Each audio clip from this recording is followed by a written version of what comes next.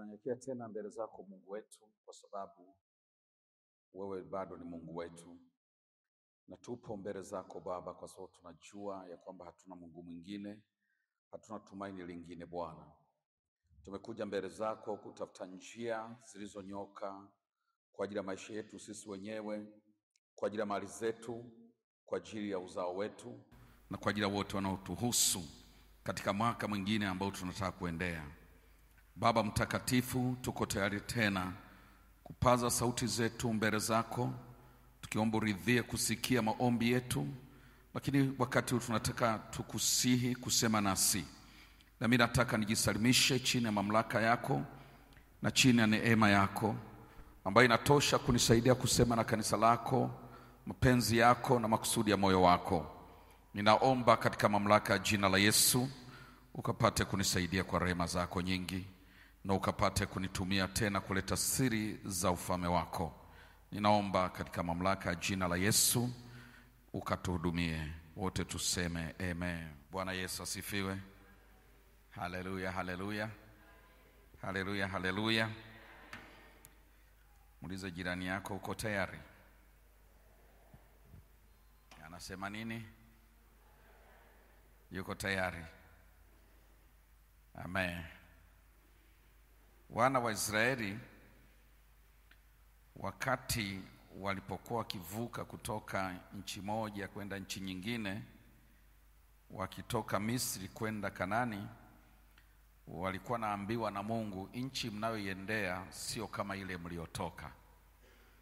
Ile mliotoka ilikuwa ni nchi ambayo ni ya utumwa.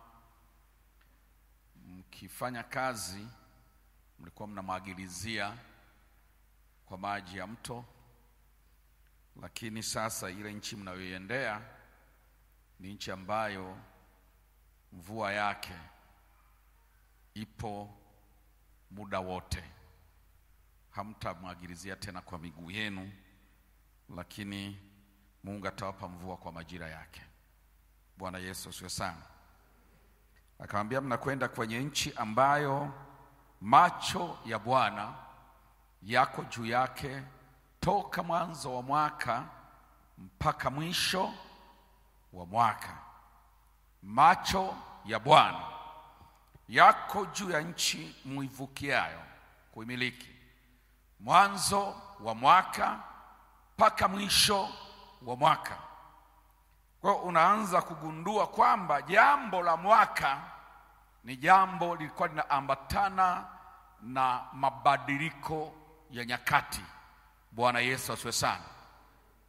Mungu anazungumza kwamba mwaka unapoanza kuna jambo la kimungu linatokea, na watu ambao wamejiungamanisha na mwaka wanatembea katika jambo hilo mwanzo wa mwaka mpaka mwisho wa mwaka. Haleluya.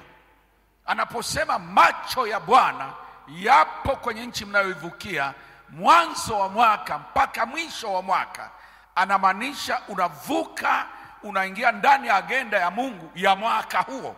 Haleluya. Na unatembea ndani ya agenda hiyo ya mwaka huo mpaka mwaka unaisha, ile agenda inakuvusha kukutana na agenda nyingine. Bwana Yesu Kristo asifiwe. Na alipokuwa akiwaambia masuala ya mambo mbalimbali watapata huko, alizungumza pia mwaka.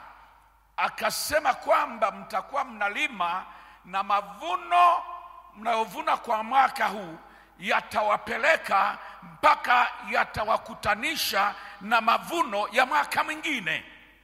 Jina la Yesu libarikiwe.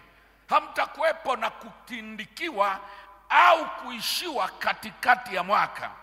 Mtaanza na neema ya utele na mtamaliza mwaka mkiwa katika neema hiyo hiyo, na halafu neema hiyo itawavusha, itawakutanisha na neema ya mwaka mwingine ya utele wa level nyingine ya mwaka unaofuata. Jina la Yesu libarikiwe. Ndivyo Mungu anavyoitazama miaka. Unapotazama mwaka usiangalie tu masuala ya tarehe. Mwaka una mambo makubwa ya kimungu kama ambavyo Biblia imeeleza na tutaendelea kwa neema ya Mungu kupata ufunuo siku kwa siku kwa muda wa siku 21 tukiwa tunautazama mwaka. Jina la Yesu libarikiwe. Mungu amesema tutaomba mabadiliko ya nyakati mbaya kugeuka kwa nyakati nzuri. Haleluya. Mabaya kuwa mazuri. Na leo ndilo jambo nataka tuliombe kwa Bwana, na kwa hiyo naomba tufungue Biblia zetu katika kitabu cha Samueli, kitabu cha kwanza cha Samueli, sura ya 2. Tasoma mstari wa 1 mpaka mstari wa 10. Bwana wetu Yesu asifiwe. Biblia inasema, naye Hana akaomba. Sema akaomba. Sasa utakapokuwa unasikiliza maneno tutakayosoma, naomba ufahamu wako ufanye upambanuzi, uone hayo ni maombi au ni kitu gani. Na kama ni maombi, basi udake hiyo namna ya kuomba. Bwana Yesu Kristo asifiwe. Biblia inasema Hana akaomba akasema, moyo wangu wamshangilia Bwana. Ndiye ameanza kuomba hivyo.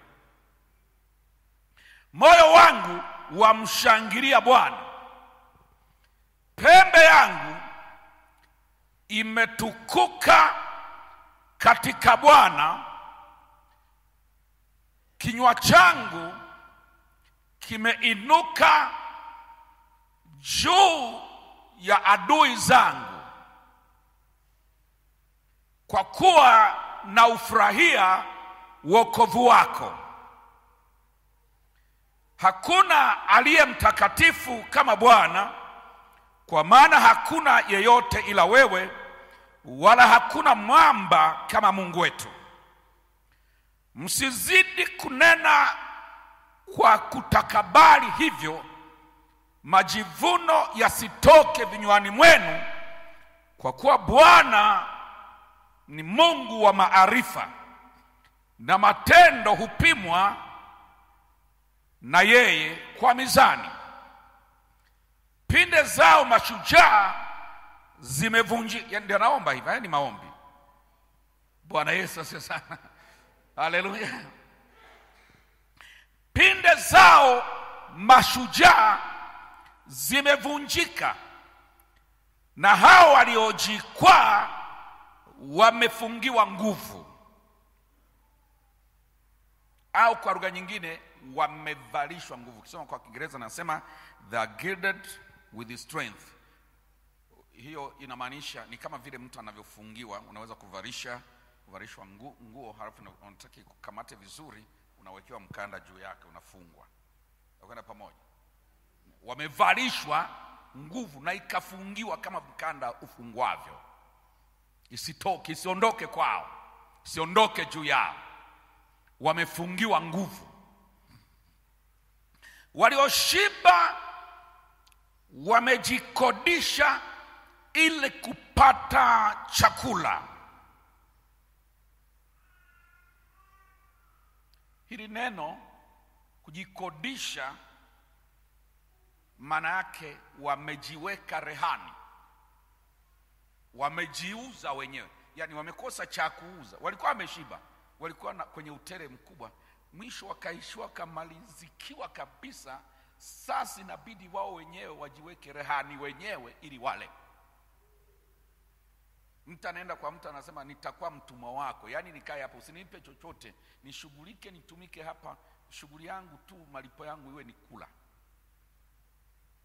Ndio kujiuza, kujikodisha. Wamejikodisha. Walioshiba wamejikodisha ili kupata chakula, na hao waliokuwa na njaa wamepata raha. Naam, huyo aliyekuwa tasa amezaa watoto 7, na yeye aliye na wana wengi amedhoofika. Bwana huwa, haya ni maombi, sema maombi. Yasikilize haya maombi. Bwana Yesu asifiwe. Maana pale juu mwanzo ameanza akaomba akasema. Kwa hiyo yuko kwenye maombi hapa. Bwana Yesu asifiwe. Bwana huwa naye hufanya kuwa hai. Haleluya. Hushusha hata kuzimu, tena huleta juu. Bwana hufukarisha mtu, naye hutajirisha. Hushusha chini, tena huinua juu. Humwinua mnyonge kutoka mavumbini, humpandisha mhitaji kutoka jaani, ili awaketishe pamoja na wakuu, wakakirithi kiti cha enzi cha utukufu. Kwa maana nguzo za dunia zina Bwana, naye ameuweka ulimwengu juu yake. Yeye atailinda miguu ya watakatifu wake, bali waovu watanyamazishwa gizani, maana kwa nguvu hakuna atakayeshinda. Washindanao na Bwana watapondwa kabisa. Toka mbinguni yeye atawapigia radi. Bwana ataihukumu miisho ya dunia, naye atampa mfalme wake nguvu, na kuitukuza pembe ya masihi wake. Bwana Yesu asifiwe. Nataka leo nikutazamishe utakavyoomba ili kubadili mazingira, kubadili nyakati. Nimesema jana, Mungu anapobadilisha miaka, kimsingi amebadilisha nyakati. Na nyakati, tunapozungumza neno nyakati, huwa tunazungumza mazingira yake, matukio yake. Kuna nyakati zinaitwa nyakati za njaa, nyakati za mvua nyingi, nyakati za El Nino, nyakati za vita, nyakati za furaha. Kwa hiyo tunapoongea neno nyakati, tunaongea nyakati katika kuhusianisha na matukio yaliyomo, ndio yanayounda jina la nyakati husika. Haleluya. Ukiangalia mwaka kama muda, wewe utajua miezi na tarehe.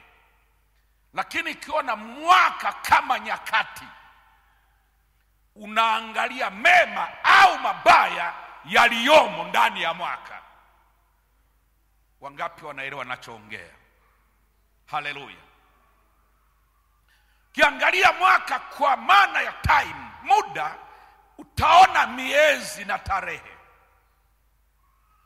Lakini ukiangalia mwaka katika lugha ya nyakati, unaangalia mambo yanayotokea ndani ya muda husika, mambo yaliyomo ndani ya muda husika.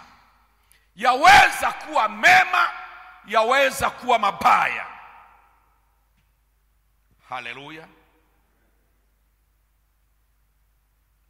Soma Biblia, kuna vitabu vinaitwa mambo ya nyakati. Yale ukisoma vitabu vya mambo ya nyakati, haviongei miaka na tarehe, vinaongea mfalme fulani akatawala katika mwaka wa fulani, wa mwaka fulani, wa mfalme fulani, fulani akatawala. Wanazungumza mambo yaliyokuwa yakifanyika, mambo yaliyokuwepo. Haleluya, haleluya. Akafanya mabaya, akawakosesha Israeli kwa makosa aliyowakosesha Yeroboamu mwana wa Nebati. Mwingine akija mwingine anasema akamfuata Bwana kama baba yake Daudi. Haleluya, haleluya, haleluya, haleluya. Nini kiliendelea ndani ya wakati husika ndicho tunachokiongelea na ndicho tunachokiomba. Tunapokuwa tunajiandaa kupokea mwaka, hatupokei tarehe, tunapokea yatakayoambatana, yatakayokuwemo. Tunaongelea tunayotaka yazaliwe ndani ya huo mwaka, mambo tunayotaka yatokee, maisha tunataka yawe ndio maisha yetu wakati huo. Bwana Yesu asifiwe. Bwana Yesu asifiwe. Mwanamke huyu anaitwa Hana. Kisoma sura ya 1 unapata alikotoka, na sasa nyakati zimebadilika. Haleluya. Biblia inasema katika sura ya 1 ya kitabu hicho, alikuwa tasa na mmewe aliyekuwa akiitwa Elkana alioa mke mwingine, pengine kwa sababu hizo ambazo wakati mwingine wanaume wengine huzitumia. Akiona mke wake wa kwanza amechelewa kuzaa, anaoa mwingine akiamini mke wake ndio ana matatizo ya kuzaa. Bwana Yesu asifiwe. Na wakati mwingine wanaume huwa hawajui kwamba hata wanaume wanakuaga na matatizo ya kuzaa. Bwana Yesu asifiwe. Haleluya, haleluya. Kwa hiyo akaoa mwingine anaitwa Penina. Penina kazaa watoto haraka haraka, akazaa 5. Kaanza kumdhihaki kama kawaida. Ikuta hata kule kwa Yakobo, tutakuja kuigusia siku moja, ya Raheli. Haleluya. Lea kazaa, kaanza kumdhihaki yule asiyezaa. Bwana Yesu Kristo asifiwe. Kaanza kumdhihaki. Sasa ndio hii iko hivi, yule Penina kaanza kuwa na mdhihaki Hana kwa sababu hazai. Hana akaenda kwa Mungu. Kaenda kwa Mungu akaomba. Wakati ameomba kwa Mungu, kuhani aliyekuwepo siku zile akamtamkia neno rahisi, halina jasho, jepesi. Alimwambia, nenda na Bwana kujalie hayo uliyoyaomba. Amemaliza. Bwana Yesu asifiwe sana. Akaenda akapata mimba. Alikuwa ameweka nadhiri kwamba mtoto nikimzaa namtoa kwa Bwana. Akaenda akampata yule mtoto, kamnyonyesha. Baada ya kumachisha akamleta kwa Bwana kama vyoahidi. Sasa siku amemfikisha kwa Bwana, hapo kwa kuhani huyo wa siku hizo aliyekuwa anaitwa Eli, amemkabidhi huyu mtoto, nimemtoa kwa Bwana. Akaanza kuomba. Maneno aliyoyaomba, inawezekana hii ya kuomba haifanani wakati mwingine tunavyoomba sisi. Haleluya. Ni maombi kwanza yaliyomtazama Mungu katika nguvu yake ya kubadili nyakati, kwamba nguvu ya kubadili nyakati ipo katika Mungu. Ndilo aliloliona kwanza huyu mama. Haleluya, haleluya. Na mimi naomba tunapoomba leo, unataka nini? Unataka kuwaje? Unataka kupata nini? Ndani ya wakati tunauvukia, muone Mungu katika namna hiyo. Vinginevyo utaona tarehe na mwaka utaisha, wewe huna cha kusema kwa sababu wewe uliona tarehe. Wengine wanaona uwezo wa Bwana wa kufanya mambo kwa nyakati. Na nyakati zilikiwa mbaya, Mungu anaweza kazipindua, akabadilisha nyakati za machozi zikawa nyakati za kicheko. Nyakati za aibu zikageuzwa kwa nyakati za utukufu. ile power ya kubadili nyakati, kuondoa nyakati mbaya.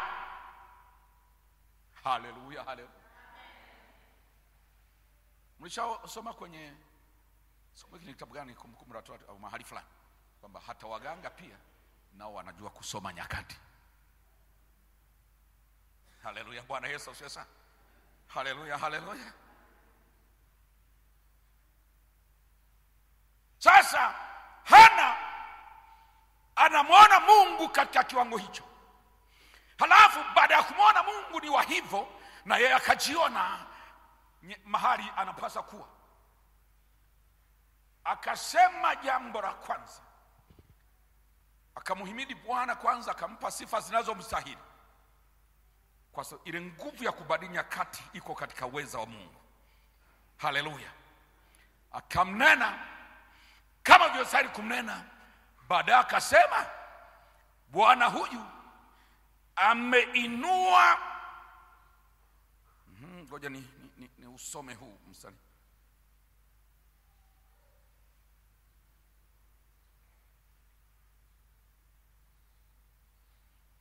Ameinua pembe yangu. Ule mstari nimesoma wapi hapa?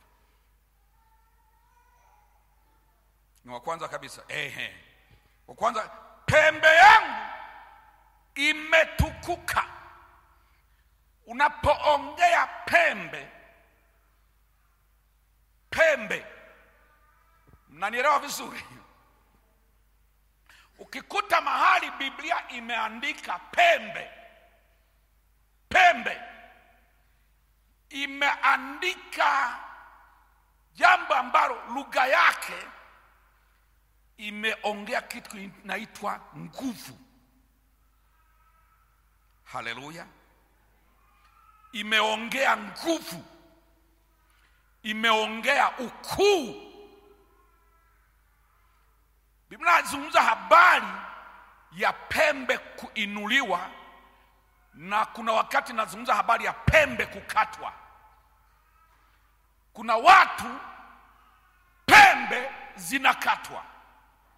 Pembe ikikatwa, ndo huyu alikuwa na chakula kingi, pembe imekatika. Sasa hata cha kuuza hana, anajiweka rehani mwenyewe akale. Pembe ikikatika, umeisha. Tunakwenda pamoja. Ndio maana tunapokaa katika Mungu, tunatakiwa tukae na Mungu katika namna ambayo Mungu anatufurahia. Na kitufurahia, moja ya mambo Mungu anayafanya siku zote ni kutukuza pembe. Mungu akikufurahia, moja ya mambo hakosi kukufanyia, anaitukuza pembe yako. Na pembe yako ikitukuzwa, au pembe yako ikiinuliwa, hata wangeshindana na wewe watu wenye nguvu za aina gani, unawashinda. Wanaanguka mbele yako, na wewe unaendelea kuinuka, kwa sababu pembe imetukuka. Pembe ya Daudi iliinuka juu ya pembe ya Sauli. Nyumba ya Sauli kadhofika, na nyumba ya Daudi kaendelea kupata nguvu, kwa sababu pembe ya Sauli imekatwa na pembe ya Daudi imeinuliwa. Jina la Yesu libarikiwe. Jina la Bwana Yesu libarikiwe.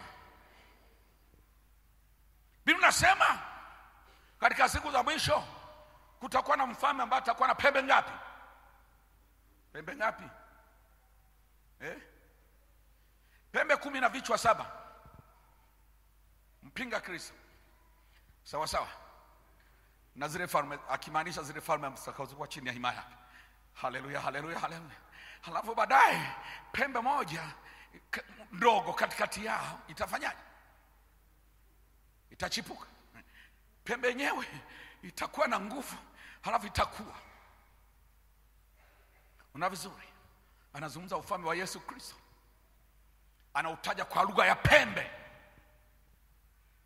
Kwa Hana anachokiongea, anasema kuna watu walinidhihaki, waliona nimeisha, waliniona mimi ni takataka, lakini Mungu alichonifanyia, ametukuza pembe yangu katikati yao.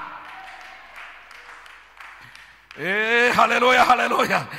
Tunaongelea mwaka ambao Mungu abadilishe nyakati. Miaka ya kukanyagwa na kudharauliwa iondoke, zije nyakati za pembe ya kanisa la Mungu kuinuliwa, pembe ya wana wa Mungu waliokuwa wakidhihakiwa ikapate kuinuka katika jina la Yesu. Akasema Mungu ameniinulia pembe yangu, ametukuza pembe yangu. Jina la Yesu libarikiwe. Pembe yangu imetukuka katika Bwana, na kwa sababu hiyo, kwa sababu pembe yangu imetukuka, sasa kinywa changu kimepanuka juu ya adui. Waliokuwa naongea, sasa mimi ndo naongea. Kuna wakati maadui watalazimika kunyamaza kwa sababu pembe zao zimekatwa, na halafu pembe yangu imetukuka. Na baki naongea mimi kwa sababu pembe yangu imetukuka na zao zimekatwa. Jina la Yesu libarikiwe. Jina la Yesu libarikiwe.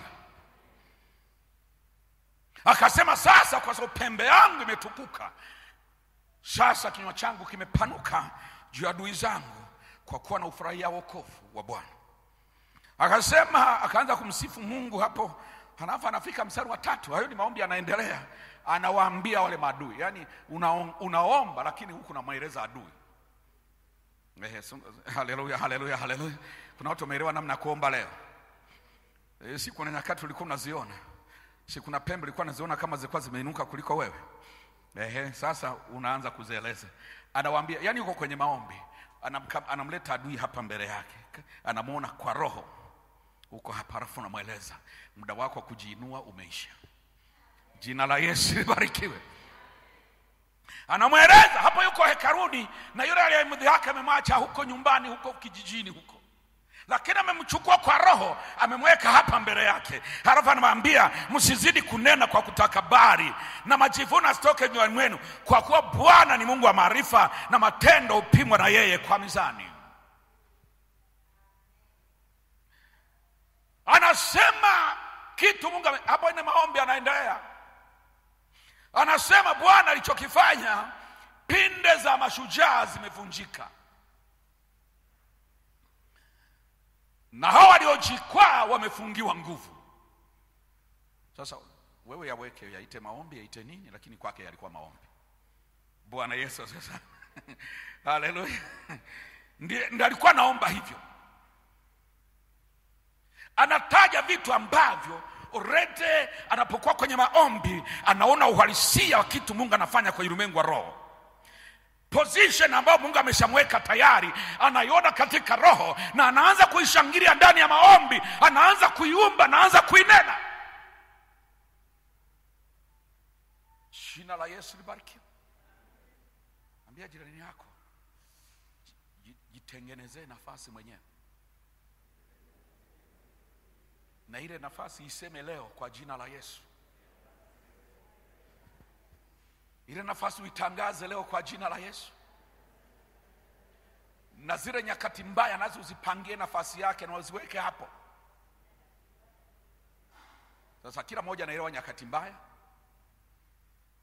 Haleluya. Kila mmoja anazijua.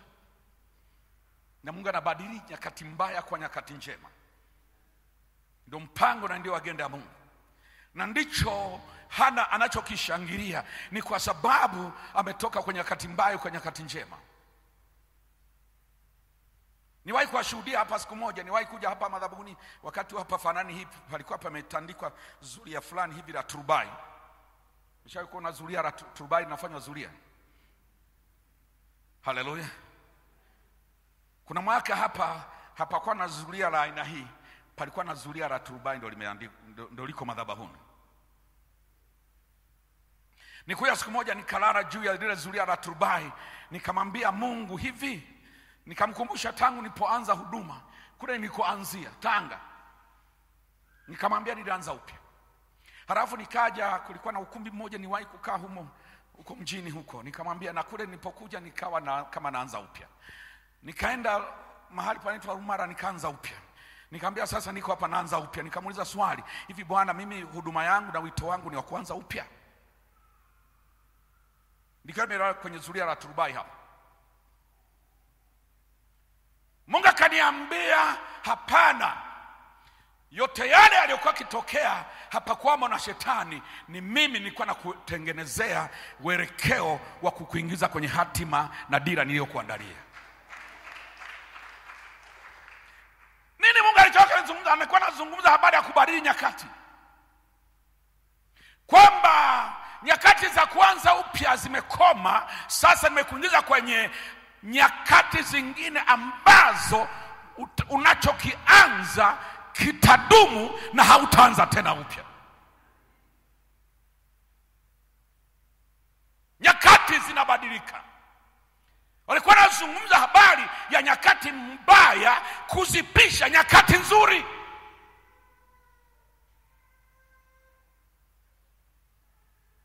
Ndicho nachoongea na watu hapa. Ndicho nachokueleza. Uanze kuona uumbe jambo la ulimwengu wa roho, halafu uone jinsi ambavyo kutatokea mpishano ndani ya ulimwengu wa roho, nyakati mbaya zikizipisha nyakati nzuri, miaka mibaya ikipisha miaka mizuri. Kuna miaka inakupata, miaka mibaya ndio inaopisha miaka mizuri, na kuna nyakati miaka mizuri ndio inayopisha miaka mibaya. Unakumbuka ndoto ya Farao? Anasema hivi, kuna miaka 7 ya shibe sasa hivi, lakini baada ya miaka ya shibe 7 itafuatiwa na miaka mingine 7 ya njaa. Sasa hayo ni maisha haya. Miaka ya shibe inaipisha miaka ya njaa. Baada ya miaka ya njaa kuipisha miaka ya shibe, sasa miaka ya shibe ndio inayopisha miaka ya njaa. Hilo jambo lisiwe kwa jina la Yesu. Hilo jambo lisitokee kwa jina la Yesu. Haleluya, haleluya. Haleluya, haleluya. Farao ameota ndoto. Yusufu anamwambia kinachotokea ni barani kibaya. Ili tukipone hicho tunahitaji mtu wa hekima, vinginevyo kinachofuata ni kibaya, ni uangamivu. Anaona miaka mizuri inaipisha miaka mibaya. Anaziona nyakati mbaya ndizo zinazosukuma kuondoa nyakati njema. Nyakati njema zinaondolewa, halafu mahali pake panachukuliwa na nyakati mbaya. Haleluya, haleluya, haleluya. Haleluya, haleluya. Mungu atusaidie jioni leo tuweze kuomba kama Hana. Jina la Yesu libarikiwe. Yale ukiaita maombi mimi sielewi, ukiaita ni uumbaji wa maneno, alikuwa na umba kimaneno. Ukiambiwa ni vision, ni maono, anatengeneza maono, anatengeneza maono ya kile ambacho kinakuwa. Halafu anakitaja. Haleluya, haleluya. Haleluya, haleluya. Kwa nini anasema hivyo? Kwa sababu nimtaka kukuambia anaona ile nguvu jinsi Mungu alivyonayo ya kubadili nyakati na kubadili mabaya kuwa mema. Anaiona ndani ya Mungu. Kaanza kuzitaja. Akasema Mungu anaua, lakini Mungu pia anafanya kuwa hai. Jina la Yesu libarikiwe. Jina la Yesu libarikiwe. Kama nidhani ni kufa, kuna nakuwa hai pia. Vyote viko katika mkono wa Mungu. Chagua kile ambacho ni cha kwako, kwa sababu vyote anaviweza. Anaweza kuwa, anaweza kufanya hai. Kwa nini usiwe hai na ukaumba kuwa hai kwa jina la Yesu, na ukatangaza kuwa hai kwa jina la Yesu? Kwani kanisa letu tusione kufa kwa kanisa, tuone kuwa hai kwa kanisa. uone kuwa hai kwa uchumi wako, uone kuwa hai kwa afya yako katika jina la Yesu. Kwa sababu ndani ya mkono wa Mungu kuna kufanya hai kama ambavyo pia kuna kuua. Haleluya. Ndani ya mkono wa Mungu kuna kushusha kama ambavyo pia kuna kuleta juu. Kwa nini usione kuja juu?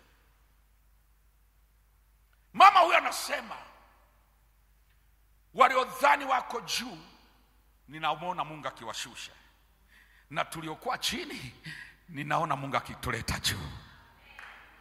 Jina la Yesu libarikiwe. Jina la Yesu libarikiwe. Bado anaona kwamba tuliokuwa maskini tunatajirishwa, na waliokuwa maskini wakishushwa, wakifukarishwa. Tunakwenda pamoja. Tunakwenda pamoja. Kwa nini ndio kujiona maskini? Ndio maana siku zote nimekwambia nena, ongea na usichoke. Aliye maskini aseme mimi ni tajiri. Sema tu. Na alafu ukisema ishi hivyo. Niwa kufundisha somo moja, wengine hamkuwepo. Ilikuwa linaitwa, kana kipengele kimoja kinasema mtu anaweza kuwa tajiri mwenye moyo wa utajiri, mwenye moyo wa tajiri, lakini mtu anaweza kuwa tajiri mwenye moyo wa maskini. Wangapi wanakumbuka hilo somo? Mwingine anaweza kuwa maskini mwenye moyo wa tajiri, na mwingine akawa maskini mwenye moyo wa maskini. Kuna maskini ni maskini kwenye maisha mpaka na moyoni ni maskini, na kuna mwingine ni maskini kwa kumuona, lakini mambo anayoyafanya ni ya kitajiri. Haleluya. Anafanya vitu vya watu walionavyo, lakini hana. Kama yule mama wa Sarepta, kama yule mama aliyetoa senti 2.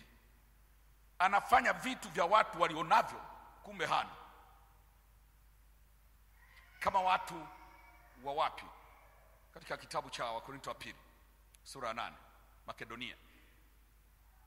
Maskini lakini wanafanya vitu vya kitajiri. Kwa sababu ni maskini lakini wenye moyo wa utajiri. Na kuna matajiri wana moyo wa maskini. Kila siku atakwambia sina na anapo. Au ni matajiri wenye moyo wa maskini. Hana anaongea vitu ambavyo vinafanana na kile anachotaka kitokee kwenye maisha yake. Anayaumba, anayasema, na ni maombi. Naomba tusimame watu wa Mungu. Jioni leo nataka Mungu atie kinywani mwako mamlaka ya kubariki nyakati zako, na nyakati za huduma yetu, na nyakati za kanisa letu. Nyakati mbaya tuzifukuze kwa jina la Yesu, na zije nyakati njema katika jina la Yesu. Tuziombe, tuzitangaze, tuzitamke. Leo nasema pembe yako inuke kwa jina la Yesu. Mungu ainue pembe ya mtu katika jina la Yesu, na pembe zojitukuza zikatwe kwa jina la Yesu. Kuna watu naenda ofisini wanakukosesha raha. Mungu atakata pembe na yako yako itatukuka kwa jina la Yesu. Kuna watu kule mnakofanyia biashara anakukosesha amani. Mungu atakata pembe. Haleluya. Ameanza jambo hilo mstari wa 1 na akairudia mstari wa 10 ambao ndio mstari niliomalizia. Mstari wa 10 anasema washindanao na Bwana watapondwa kabisa. Toka mbinguni atawapigia radi. Bwana atahukumu miisho ya dunia, na atampa mfalme wake nguvu, na kuitukuza pembe ya masihi wake. Na kuitukuza nini? Pembe. Sema pembe. Kuna watu Mungu anawainulia pembe mwaka huu kwa jina la Yesu. Atakuinulia pembe kwa jina la Yesu. Na Gilgali Mungu atainulia pembe katika jina la Yesu.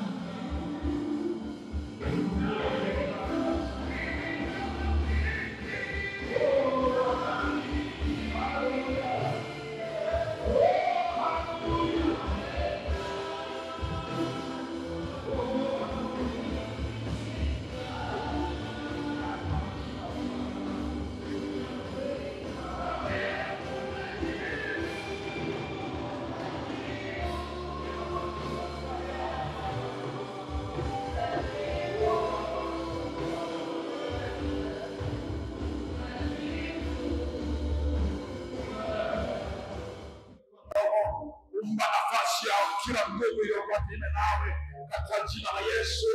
Analiona waliokuwa kinyume chao, kinyume chake, pembe zao zikikatwa, na akachukua mamlaka kujitamkia kukatwa na kuangushwa katika jina la Yesu Kristo. Maombi ya hai ndio Kristo kupinga mamlaka na hali na mazingira ya kupinga. Hebu kata pembe zake, kata pembe zake, kata pembe zake, kata pembe za mamlaka iliyokurudisha nyuma, mamlaka iliyosimama kinyume na wewe. Kata pembe angusha katika jina la Yesu. Kwa pembe inapokatwa hakuna nguvu tena imesalia, maana pembe ndio nguvu. Rino shaka ya rozanda ya mashaka ya darabuseke ya mashako koria bagaseke ya mashako koria bagaseka ya mashako koria manzata rabuseke ramashaka ya baba. Baba, kuna jambo linalofanya. Baba, kuna jambo linatokea. Kuna mabadiliko ya nyakati yanatokea sasa. Kuna mabadiliko ya nyakati ya kuomba, maana nguvu ya kuomba mabadiliko ya nyakati imo ndani mwako katika jina la Yesu. We are changing the seasons katika mamlaka ya jina la Yesu Kristo wa Nazareti. Bwana Mungu aliye hai, katika kazi ya watu wa Mungu, katika maisha ya watu wa Mungu, katika uchumi wa watu wa Mungu, katika kazi ya watu wa Mungu, katika jina la Yesu. Kwanza adui pembe yake na katwa, pembe yake na angusha. Maana ndicho Yesu alifanya, aliangusha pembe ya ufalme wa giza, aliangusha pembe ya Lucifer, aliangusha.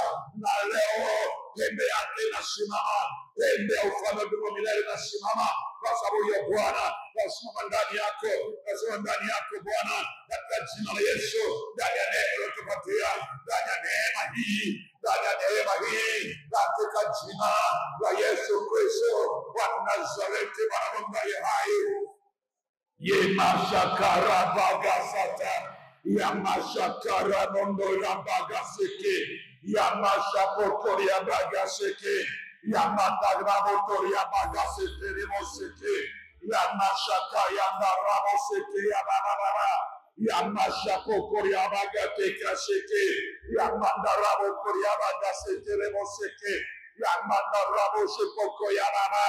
Katika kanisa lako katika jina la Yesu wa Nazareti. Bwana Mungu aliye hai, rebo shaka ya mama ya taga shakari ya mondo la bagasete rendo ramashaka ya darabo saka ya mashakoto ya mandarabo saka ya masharondo ya bagasete. Baba, tunakutazama, tunaona yote yatenda Bwana.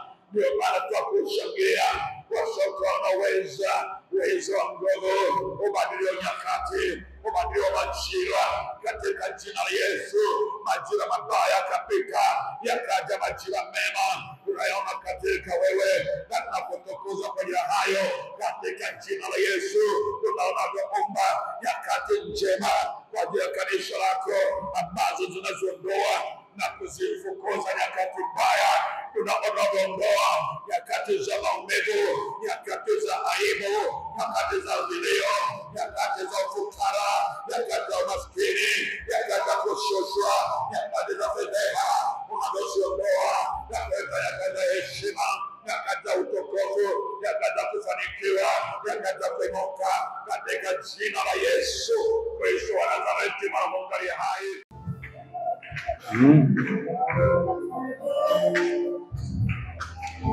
Jesus.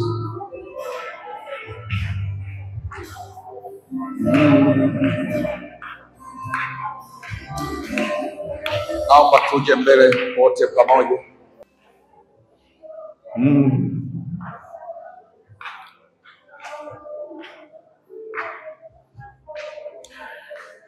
Jesus, thank you. Thank you, Lord. Thank you. Kukufanya ukatembea katika nyakati ambazo unashindana na kushinda. Kila silaha inajaribu kuinuka juu yako unashinda, na saa nyingine hujatumia nguvu nyingi kama nguvu za adui. Kila kinachoweza kukufanya ukafanikiwa mahali poika kidogo ukapata kikubwa, na wakati mwingine mahali wengine wanakosa wewe ukapata. Mahali ambapo kila unapokuwa unakuwa kama kuna nguvu inayokusaidia mambo yako kwenda vizuri, na kila unapohitaji msaada unaona unatokea katika namna ambayo si jitihada zako.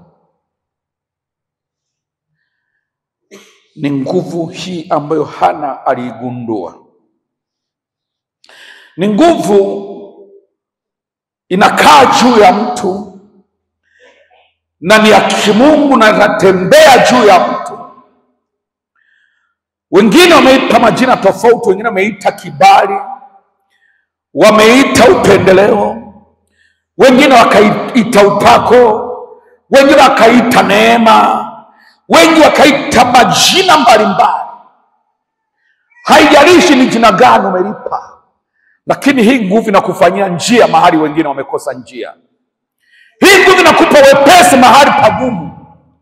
Hii nguvu inakusaidia mahali nguvu zako zisingetosha. Hii nguvu inakusaidia mahali rasilimali hukuwa nazo. Hii nguvu inakutengenezea nafasi. Ndio Hana aliyokuwa anaimba, ndio Hana aliendana katika maombi. Ninafanya watu wanaishi kwa ushindi, ninafanya watu wanafanikiwa, ninafanya watu wanaishi kwa amani. Ni nguvu ambayo si jitihada na haitoki kwa mwanadamu, lakini inaweza kutembea na mtu, inaweza kaishi na mtu akaenda nayo kila anakokwenda. Ilitembea na Yakobo, kila alikokwenda ilimsaidia mpaka akapata mali nyingi, kwa sababu ile nguvu ilikuwa inatembea juu yake. Ilitembea na Yusufu niliyemtaja jana, mahali ambapo kila aliyepanga baya Mungu alipindua likawa jema, kwa sababu ile nguvu ilitembea pamoja naye. Ilitembea na Daudi, kila mahali ambapo watu walipanga kumwangamiza walimwona akitoka salama na wakiangamia mbele yake. Hii nguvu imetembea na kanisa miaka yote. Waliokusudia kuwa kanisa tangu limeanza karne ya kwanza ni wengi. Wafalme wa kusudia kuangamiza kanisa lisiwepo na Biblia zisiwepo ni wengi na kwa karne zote, lakini ile nguvu imetembea na kanisa mpaka leo ulipo na itaendelea kuwepo mpaka Yesu atarudi. Hiyo nguvu nataka leo uiombe leo, katika tunapomaliza dakika hizi za mwishoni. Mwambie Mungu, naomba unipe ile nguvu, ile nguvu inayogeuza mabaya yanakuwa mema, ile nguvu inayotegua mitego iliyotegewa na mengine huku unaijua, ile nguvu inayobadili mauti kwa uzima mbele yako. Umwambie Bwana kufunike kwa ile nguvu, na Mungu alifunike kanisa lake kwa hiyo nguvu. Inua mikono yako, sema Mwenyezi Mungu, sema tena Mwenyezi Mungu. Nami ndipo niliposimama, adui akitamani niendelee kuishi katika nyakati zilizotangulia, wewe unataka kuniingiza katika nyakati mpya unazozifanya. Ninaomba neema ya kunivusha, neema ya kuninasua katika mikono na makucha ya nyakati za zamani, nyakati za maumivu, nyakati za kushindwa, nyakati za machozi, nyakati za kuteseka, katika jina la Yesu. Nguvu ya nyakati iliyokuwa tayari kunishikilia, iliyokuwa tayari kuning'ang'ania, leo Bwana naomba neema. Naomba nguvu inayoniondoa katika mikono ya zile nyakati mbaya katika jina la Yesu. Ili nguvu hiyo inivushe, inivushe, inivushe, inivushe, inivushe, inivushe, iniingize, iniingize katika nyakati njema, nyakati za mema, nyakati za mema, nyakati za mema, nyakati za mema. Omba, omba, omba sasa. Omba sasa. Omba hiyo nguvu. Omba hiyo neema. Utaita neema sawa. Utaita nguvu sawa. Utaita kibali sawa. Iombe. Iombe tembee nayo. Ili itakuvusha. Ili itakuvusha. Ili itakuvusha. Ili itakuvusha. Ili itakuvusha. Katika jina la Yesu. Katika jina la Yesu. Katika jina la Yesu. Itakuvusha. Itakuvusha. Itakuvusha. Itakuvusha. Itakuvusha. Itakuvusha. Itakuvusha. Itakuvusha. Yes. Yes. Yakarababa. Yapakarababa.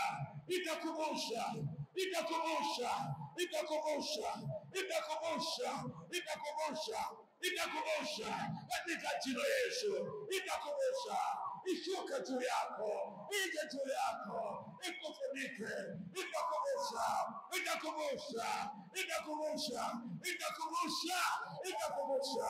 Kwa jina la Yesu. Kwa jina la Yesu. Kwa jina la Yesu. Kwa jina la Yesu. Kwa jina la Yesu. Kwa jina la Yesu. Kwa jina la Yesu. Kwa jina la Yesu. Itakuvusha. Itakuvusha. Itakuvusha. Itakuvusha. Nguvu ya Mungu. Ikuvushe. Ikuvushe. Na itakuvusha. Itakuvusha. Kutokea sasa. Yes. Yes. Bwana. Achilia juu yake. Achilia juu yake. Achilia juu yake. Achilia juu yake. Mimina juu yake. Mimina juu yake. Imkalie kama mvuyo Mwenyezi. Katika jina la Yesu. Ikuvushe. Ikuvushe. Ikuvushe. Yes. Yes. Yes. Inakuvusha. Inakuvusha. Inakuvusha. Waovu hawatasimama. Waovu hawatasimama. Waovu hawatasimama. Waovu hawatasimama. Inakuvusha. Inakuvusha. Inakuvusha. Inakuvusha. Yes, yes, yes, yes, yes. Yes, yes, yes, yes. It is coming on you. It is coming on you. Coming on you. Coming on you. Coming on you. Coming on you. Katika jina la Yesu. Katika jina la Yesu. Katika jina la Yesu. Asante Yesu. Asante Yesu. Asante Yesu. Jambo linatokea. Jambo linatokea. Jambo kubwa linatokea. Jambo kubwa linatokea. Jambo kubwa linatokea. Katika jina. Katika jina la Yesu. Katika jina la Yesu. Katika jina la Yesu. Katika jina la Yesu. Yes. Yes. Yes, Lord. Ikajirie. Ikufunike. Ikufunike. Ikufunike. Ikufunike. Ikufunike. Ikufunike. Ikufunike. Ikufunike. Ikufunike. Ikufunike. Ikufunike. Mighty name. Mighty name. Mighty name of Jesus. Mighty name of Jesus. Mighty name of Jesus. Mighty name. Mighty name. Mighty name. Mighty name of Jesus. Of Jesus. Of Jesus. Of Jesus. Of Jesus. Mighty name. Mighty name. Mighty name of Jesus. Katika jina Yesu.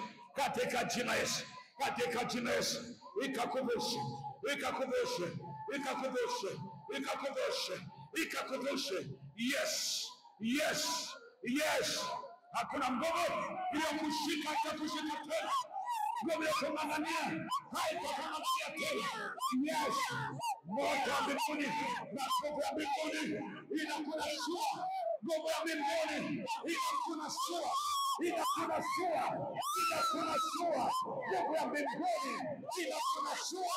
Inakunasua. Inakunasua. Katika jina. Katika jina. Katika jina la Yesu. Katika jina la Yesu. Yes. Asante Yesu. Asante Yesu. Asante Yesu. Asante Yesu. Asante Yesu. Ikakuvushe. ikakuvushe, ikakuvushe, utavuka na nguvu hii kuvushe, nguvu hii ikakuvushe, nguvu ya Mungu ikakuvushe, ikakuvushe, ikakuvushe, ikakuvushe, ikakuvushe katika jina la Yesu, katika jina la Yesu wa Nazareti, katika jina la Yesu. Asante Bwana Yesu, unaumba jambo jipya leo, unaumba jambo jipya leo, unaumba jambo jipya Yesu, unaumba jambo jipya leo, maana hakuna nguvu inaweza kusimama, hakuna nguvu inaweza kusafiri, hakuna nguvu inasimama. Haistahimili tena, haistahimili tena, haistahimili tena, haistahimili tena, haiwezi kustahimili, haiwezi kusimama, haiwezi kusimama, haiwezi kusimama. Itikavyokitambe katika jina la Yesu, katika jina la Yesu. Jina la Yesu ni moto, ni moto nao, ni moto nao, ni moto nao, ni moto nao, ni moto, ni moto, ni moto, ni moto, ni moto, ni moto. It is fire, it is fire, fire. Ungua, ungua moto, ungua moto, ungua moto. Mapepo yoko, mapepo yote yaliyoko eneo hili yote nyanyuka, ondoka. Kila aina ya pepo, kila aina ya pepo aliyeko eneo hili, ondoka, ondoka, ondoka, ondoka haraka. Haya, chomoka, chomoka, chomoka, chomoka, chomoka, chomoka. Haya, kimbia, kimbia, kimbia, kimbia, kimbia. Haya, nyamaza, toka, nyamaza, toka katika jina la Yesu. Nyamaza, toka, nyamaza, kimya, toka, nyamaza, kimya, toka katika jina la Yesu. Nguvu yake imeisha katika jina la Yesu, katika jina la Yesu, katika jina la Yesu, katika jina la Yesu.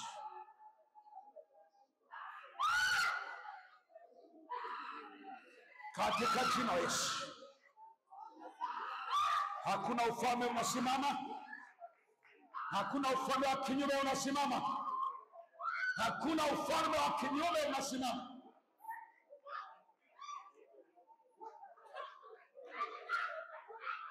Hakuna ufalme wa kinyume unasimama katika jina la Yesu. Naomba waje vijana mhudumia. Ramashakaya mosike.